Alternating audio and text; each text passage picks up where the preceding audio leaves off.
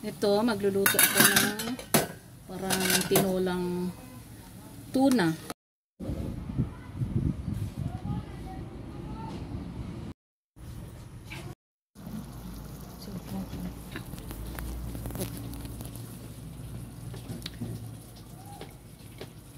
Ilapit mo pa yan. Ayan, ganyan. Ilalagay ko na yung okra. Nilagyan ko lang ng okra kasi sayang yung okra namin. Malanta lang.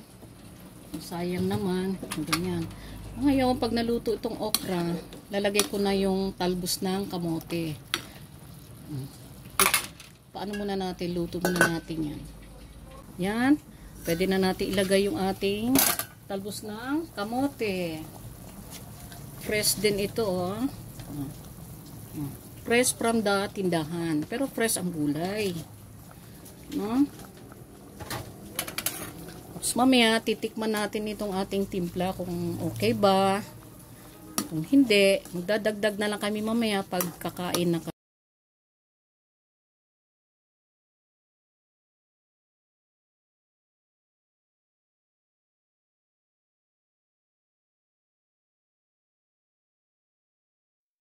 Okay, titingnan ko na kung pwede na.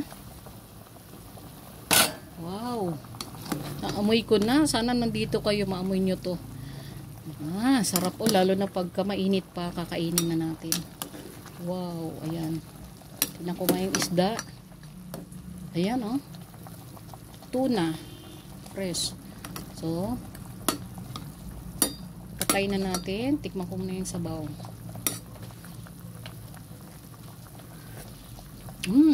Sarap. Okay lang. Tamang-tama lang. Hindi maalat, hindi matabang. Okay.